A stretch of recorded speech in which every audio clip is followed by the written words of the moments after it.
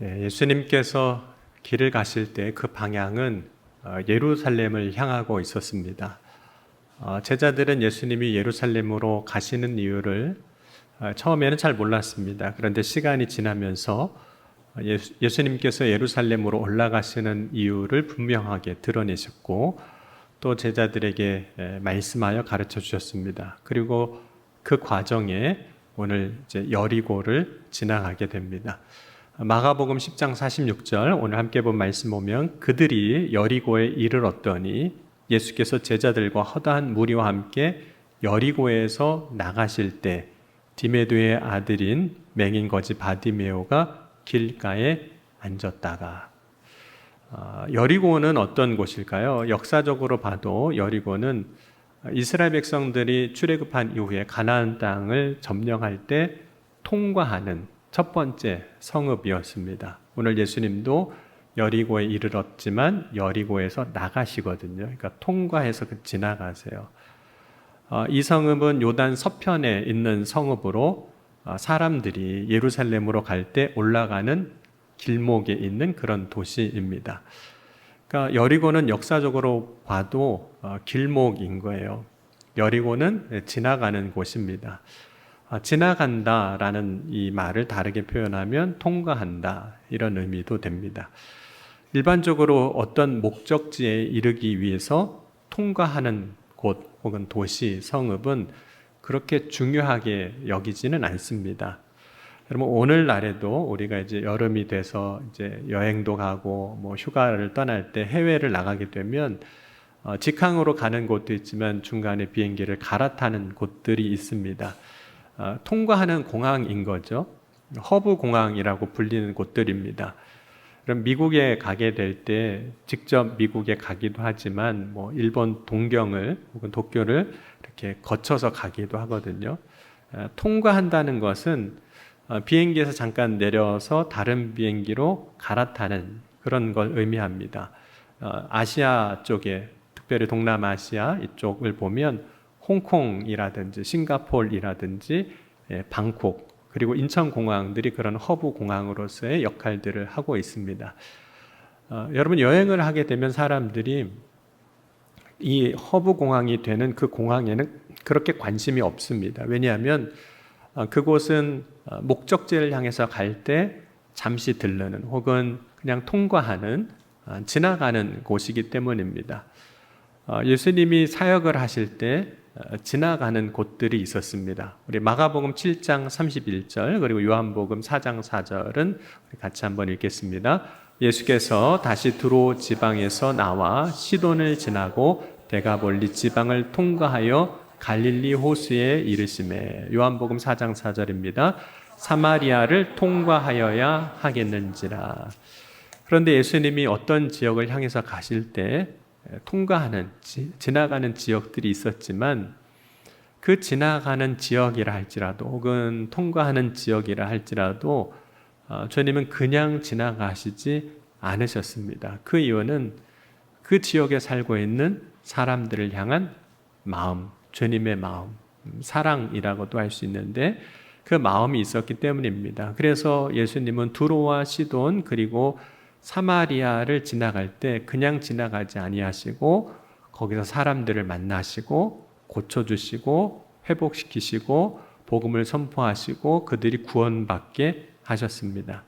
특별히 사마리아를 통과하실 때는 사마리아 여인을 구원하셨지만 그 여인을 통해서 다른 여인들도 예수님 앞으로 나올 수 있도록 하셨습니다. 그러니까 예수님은 지나간다고 해서 나는 목적지가 여기가 아니야. 그러니까 그냥 지나갈 거야 라고 한다고 해서 그냥 결코 지나가시지는 않으셨다는 거죠. 오늘 예수님이 이제 여리고를 지나가십니다. 예루살렘으로 가기 위해서. 그런데 예수님께서 여리고를 지나가실 때 한 사람, 디메오의 아들 바디메오가 길가에 앉아 있다가 예수님이 지나가신다 하는 그 소리를 듣게 됩니다. 어떤 사람이 예수님이 지나가실 때 예수님을 보고 나사렛 예수라고 말하게 됐던 거죠. 예수님이 지나가는 것으로 예수님을 향하여 나사렛 예수라고 누가 이야기하는 것은 그렇게 특별한 일이라고 말할 수는 없습니다. 하지만 길가에 앉아 있었던 맹인, 앞을 보지 못했던 바디메오에게는 누군가 나사렛 예수라고 외치는 이 외침은 그의 인생에 있어서 특별한 사건이 되었습니다. 이 외침이 특별한 사건이, 특별한 이유가 되는 것은 그 사람이 나사렛 예수라고 외쳤기 때문에 예수님이 거기 계시다는 것을 비로소 이 맹인은 알게 됐기 때문입니다. 앞이 못 보는 사람인데 아무도 나사렛 예수라고 얘기를 안 하면 예수님이 가시는지 예수님이 거기 계시는지 이 맹인은 알 리가 없습니다. 오늘 마가복음 10장 46절 47절은 다시 한번 같이 읽어보겠습니다. 그들이 여리고에 이르렀더니 예수께서 자기들과 허다한 무리와 함께 여리고에서 나가실 때 디메두의 아들인 맹인 거지 바디메오가 길가에 앉았다가 나사렛 예수시란 말을 듣고 소리질러 이르되 다윗의 자손 예수여 나를 불쌍히 여기소서 하거늘. 바디메오는 이제 맹인이었기 때문에 앞을 볼 수 없었습니다. 그러므로 맹인 바디메오가 가장 잘할 수 있는 것은 듣는 것입니다. 바디메오는 앞을 보지 못하기 때문에 듣는 것 외에 다른 것이 발달하기가 사실 어려웠을 겁니다. 어떤 사람이 예수님을 나사렛 예수라고 말한 것은 그 사람이 예수님을 봤기 때문에 그렇게 이야기한 겁니다. 그런데 만약 여리고성에 있는 사람들 중에 예수님을 보고도 아무도 나사렛 예수라고 말해주지 않았다면 바디메오는 자신이 앉아있던 그 길에서 예수님이 지나가신다는 거 몰랐을 겁니다. 그렇다면 바디메오의 인생에 아무런 변화도 없었을 겁니다. 뿐만 아니라 그는 결코 눈을 뜰 수도 없었을 겁니다. 그리고 예수님을 믿고 따를 수도 없었습니다. 그럼 누군가가 예수님을 보고 나사렛 예수라고 외친 것이 바디메오에게 있어서는 그의 인생에 예수님을 만날 수 있는 기회를 만들어준 겁니다. 그럼 바디메오는 길에서 앉아 구걸하고 있었습니다. 앞을 못 보는 사람으로 할 수 있는 것은 길에 앉아 지나가는 사람들에게 도움을 요청하는 것뿐이었습니다. 그런데 바디메오는 예수님이 지나가신다라는 소식을 듣고 예수님께 돈을 구하지 않았습니다. 돈을 구한 것이 아니라 눈을 뜨기를 구하였습니다. 만약 나사렛 예수라는 말을 듣지 못했다면 바디메오는 예수님께 구하지 못했을 것이고 결국에 바디메오 인생이 길에 앉아 구걸하는 인생으로 끝이 났을 것입니다. 그럼 바디메오가 예수님께 구할 수 있는 가장 결정적인 이유, 누군가 나사렛 예수라고 외쳐줬기 때문입니다. 그때 바디메오는 나사렛 예수라는 말을 듣고 예수님 앞에 나아가고 듣고 예수님께 구합니다. 듣고 예수님께 나아가 구하는 자에게 주님은 은혜를 주셨습니다. 여러분 오늘도 우리는 지금 듣고 있잖아요. 듣고 가만히 있으면 아무런 은혜도 없습니다. 그런데 듣고 구하는 자에게 주님은 은혜를 베풀어 주실 줄 믿습니다. 여러분 오늘 이 아침에도 듣고 구하는 자가 될 수 있기를 주의 이름으로 간절히 축원합니다. 그런데 만약 아무도 외치지 않았다면 들을 수 있는 기회를 얻지 못한 사람들이 생기는 거죠. 만약 누군가가 선포하지 않았다면 듣지 못함으로 인해서 예수님을 알지 못하고 주님을 인격적으로 만날 수 있는 기회조차도 잃어버릴 겁니다. 디모데후서 4장 2절에 보면 너는 말씀을 전파하라. 때를 얻든지 못 얻든지 항상 힘쓰라. 범사의 오래 참음과 가르침으로 경책하며 경계하며 권하라. 때를 얻든지 못 얻든지 말씀 전하는 일에 항상 힘쓰라 하고 바울이 이제 이야기하는 거죠.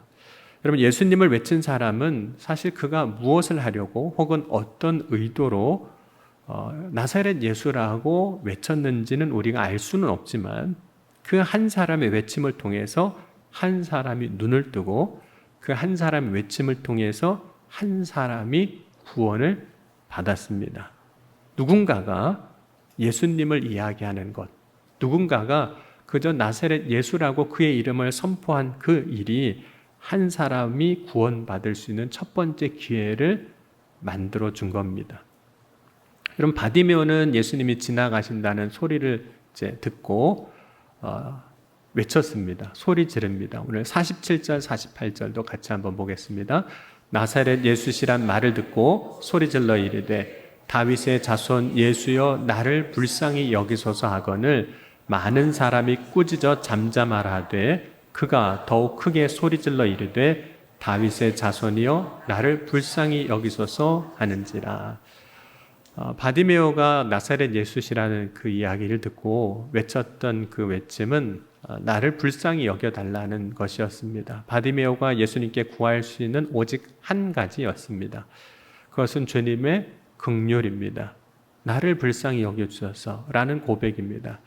불쌍히 여겨달라는 간구는 주님의 은혜를 간절히 구하는 기도이죠.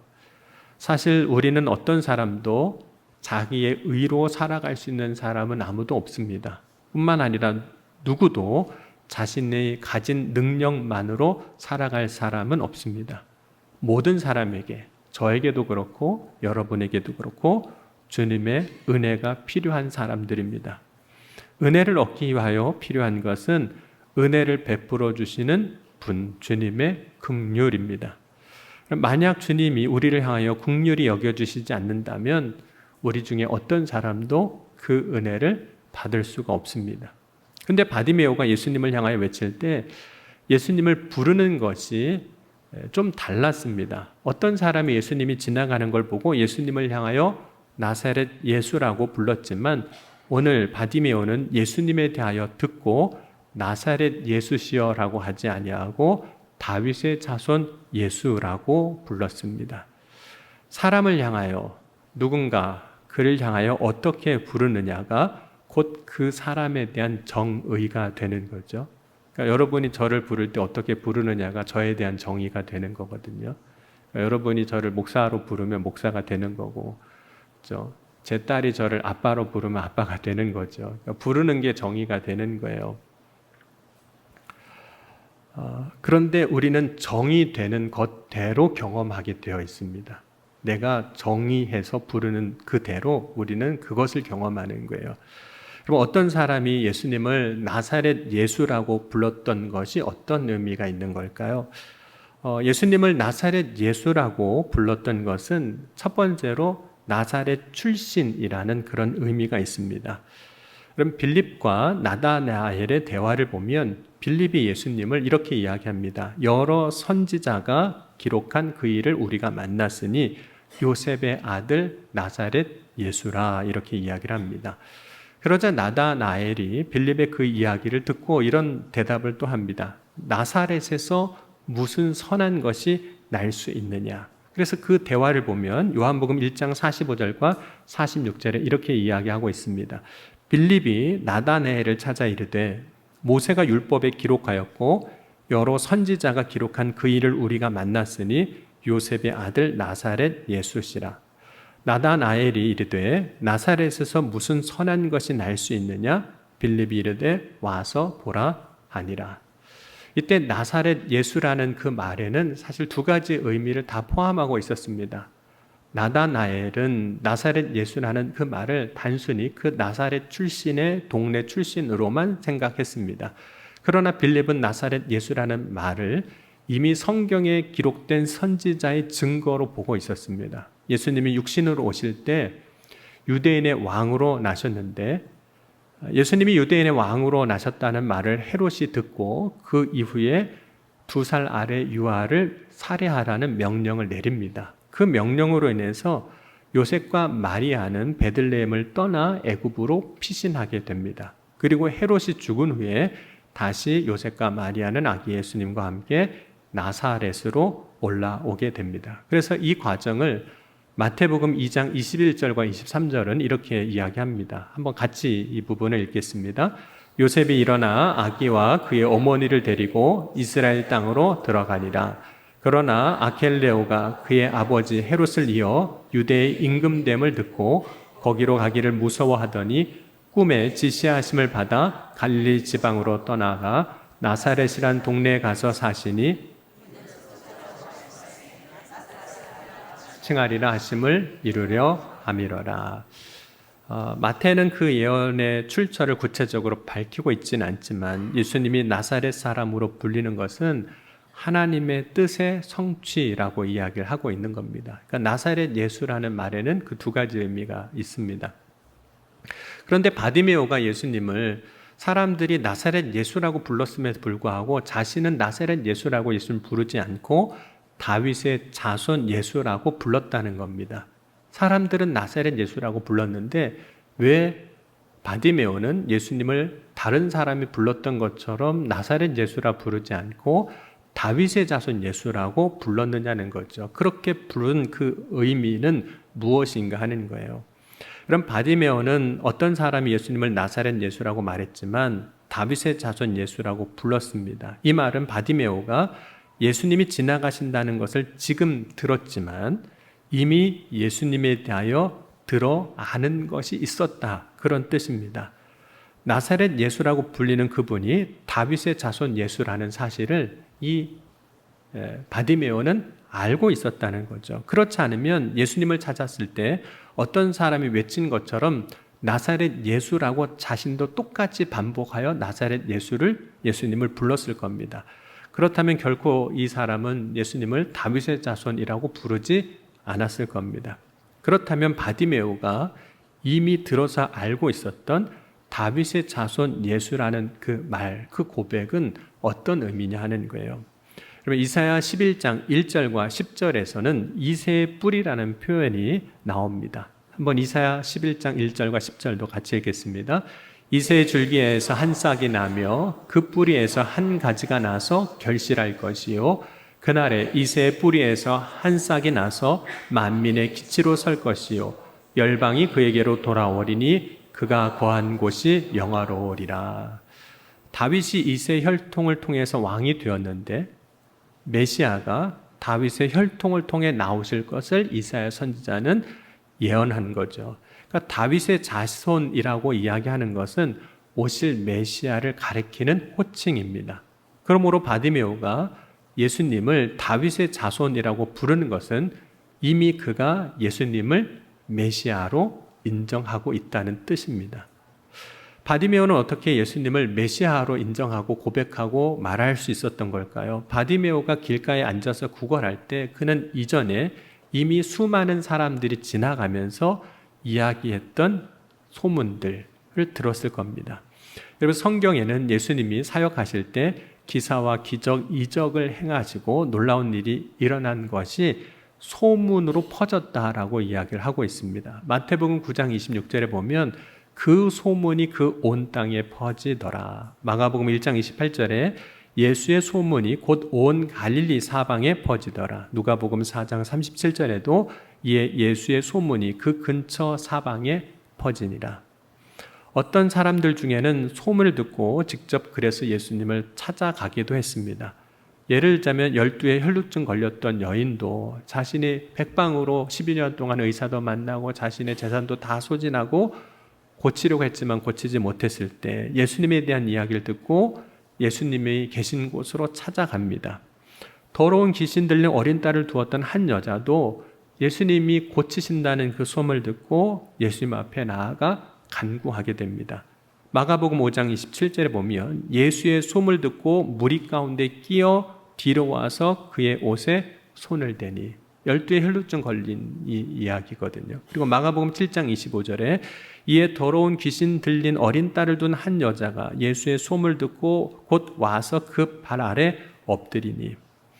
그럼 보통 사람이라면 예수님에 대한 이야기, 소문을 듣고 예수님을 찾아간 겁니다. 찾아갈 수 있었습니다. 하지만 바디메오는 지나가는 사람들을 통해서 예수님이 행하셨던 일들을 이미 여러 번 들었지만, 알고 있었지만 소문을 들었다고 해서 찾아갈 수는 없었습니다. 왜냐하면 바디메오는 앞이 보이지 않기 때문입니다. 그러던 중에 예수님이 바로 내 앞에 계시고 예수님이 지나가신다는 소식을 들은 겁니다. 이때 바디메오는 자신의 인생 가운데 찾아온 기회를 놓치지 않았습니다. 바디메오는 자신에게 찾아온 기회를 놓치지 않기 위해 더 크게 다윗의 자손 예수여라고 예수님을 불렀습니다. 그 이유는 예수님이 다윗의 자손인 것을 알았기 때문입니다. 바디메오가 예수님께 구할 때 다윗의 자손이신 예수님은 자신을 구원해 주실 것을 믿고 구한 겁니다.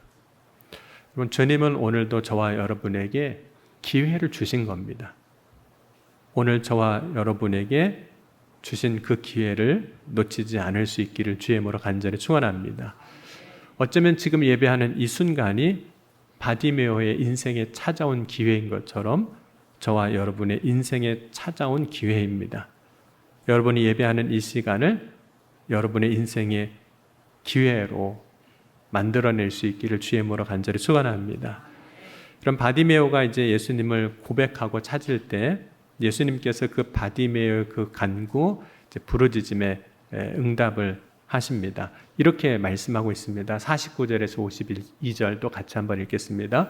예수께서 머물러 서서 그를 부르라 하시니 그들이 그 맹인을 부르며 이르되 안심하고 일어나라. 그가 너를 부르신 다음에 맹인이 겉옷을 내버리고 뛰어 일어나 예수께 나아오거늘 예수께서 말씀하여 이르시되 내게 무엇을 원하느냐? 맹인이 이르되 선생님이여 보기를 원하나이다. 예수께서 이르시되 가라 내 믿음이 너를 구원하였느니라 하시니 그가 곧 보게 되어 예수를 길에서 따르니라. 여러분, 예수님은 맹인에게 다윗의 자손 예수여 나를 불쌍히 여겨달라고 하니까 뭘 원하느냐고 물어보셨습니다. 맹인이 보기를 원한다고 대답합니다. 그때 예수님은 그 맹인인 바디메오의 눈을 뜨게 하셨습니다. 그런데 예수님이 맹인의 눈을 뜨게 하시면서 이렇게 말씀하셨어요. 내 믿음이 너를 구원하였느니라. 그럼 맹인의 눈은 누가 뜨게 하신 걸까요? 예수님이 뜨게 하신 거거든요. 예수님이 말씀으로 뜨게 하셨어요. 그러면 내가 너 눈 뜨게 했다 이렇게 말씀하셔도 되잖아요. 하지만 예수님 자신의 능력에 대해서 권위에 대해서 말씀하시지 아니하시고 내 믿음이 구원하였다. 맹인의 믿음에 대해서 말씀을 해주시는 거죠. 그러면 예수님이 눈을 뜨게 한 그 맹인의 바디메오의 믿음은 무엇이었던 걸까요? 바디메오의 첫 번째 믿음은 예수님께 구하는 겁니다. 예수님께 구하는 것. 바디메오의 두 번째 믿음은 예수님을 다윗의 자손 메시아로 고백하는 겁니다. 나의 구세주인 것을 고백하는 거죠. 바디메오의 세 번째 믿음은 이제 예수님이 부르실 때 어떻게 반응했냐면 겉옷을 내버려 두고 예수님 앞에 나아가는 겁니다. 맹인이 겉옷을 두고 예수님께 나아가는 것은 지금 자신의 모든 것을 버려두고 예수님 앞에 나가는 것이기도 해요. 그럼 맹인이 구걸할 때 어디다 돈 받았을까요? 아마도 그 겉옷에다 구걸하는 돈을 받아내기도 했을 겁니다. 그걸 버리고 예수님을 따라갑니다.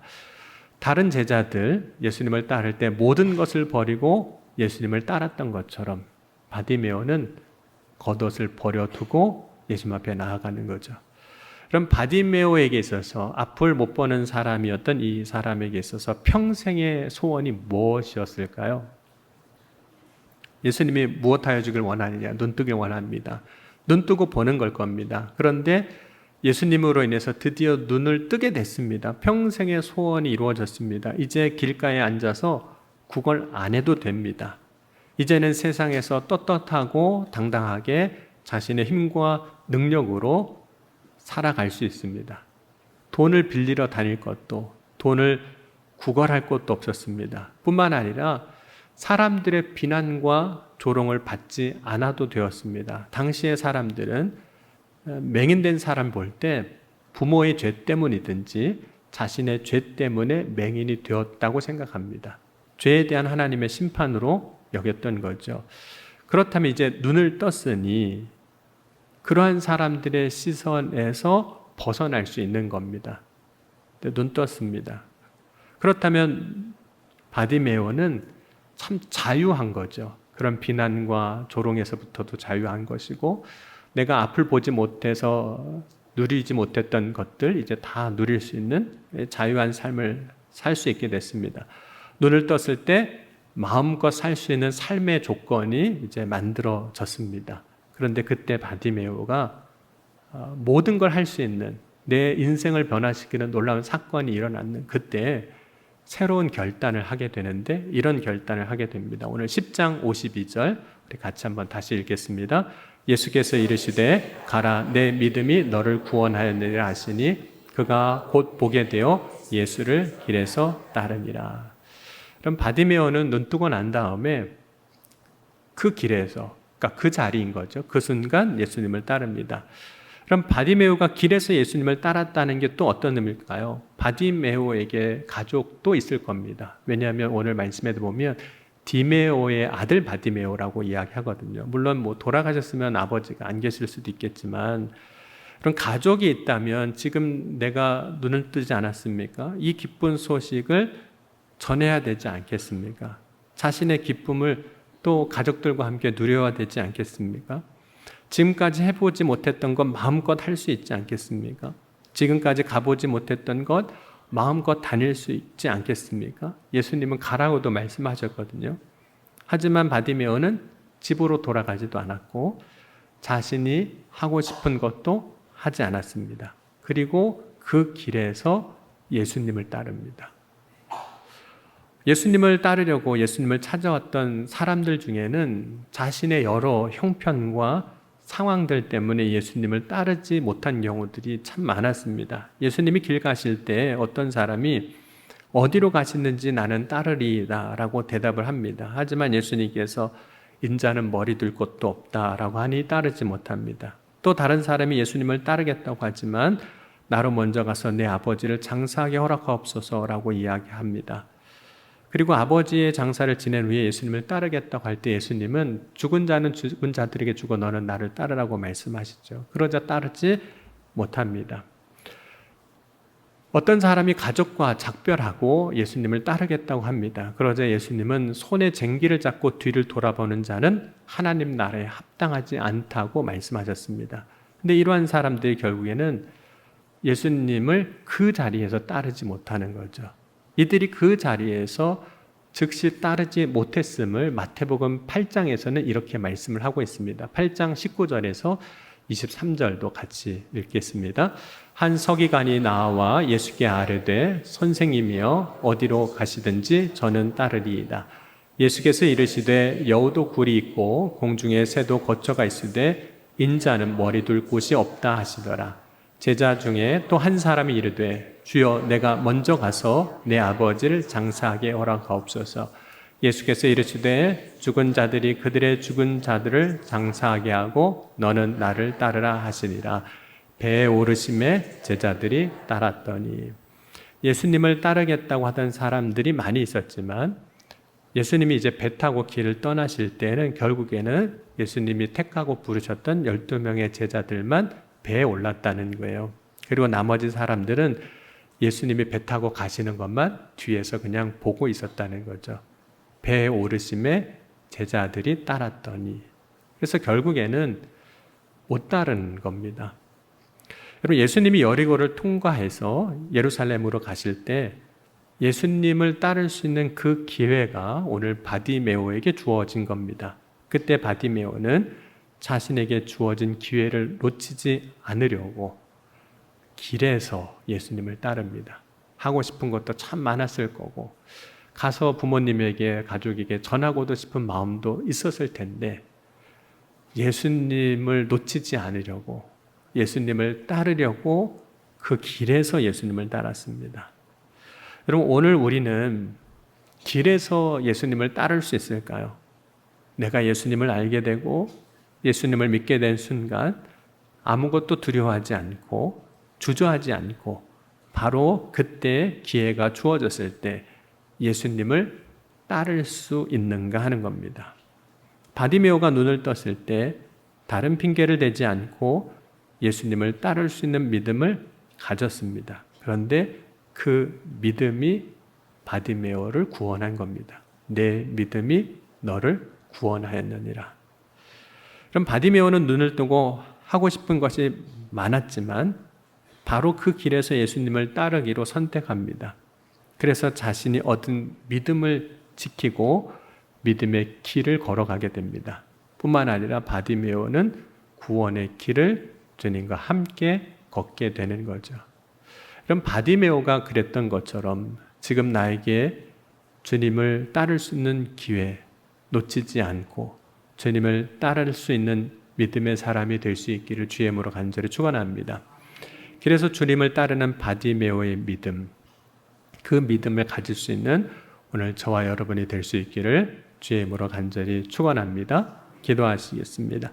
오늘 기도하실 때 이렇게 함께 기도하시겠습니다. 주님, 오늘 바디메오의 믿음을 본받게 하시고 바디메오의 고백과 같이 오늘 길에서 주님을 따를 수 있는 믿음의 삶이 되게 하여 주옵소서.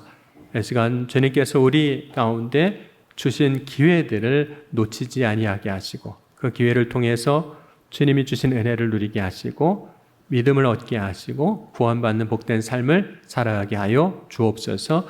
오늘 시간 함께 오늘 말씀과 우리의 믿음의 고백 가지고 함께 통성으로 기도하시겠습니다. 지금도 살아계시고 역사하신 하나님 아버지 감사합니다. 오늘 이 아침에도 길에서 주님을 따랐던 것처럼 바디메오와 같은 믿음을 허락하여 주시사 주님을 따르는 믿음을 허락하여 주옵소서.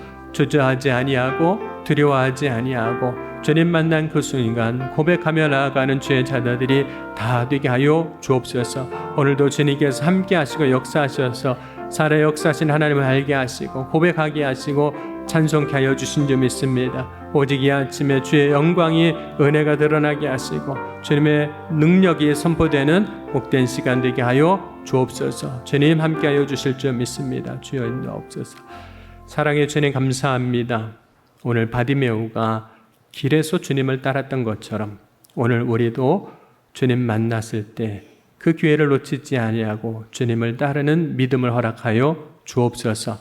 오늘 간절히 사모하며 주님 앞에 나아갑니다. 부르짖는 그 기도에 응답하시고 구할 때 역사하여 주신 줄 믿사오며 사랑이 많으신 우리 주 예수 그리스도의 이름으로 감사하며 간절히 축복하며 기도하옵나이다.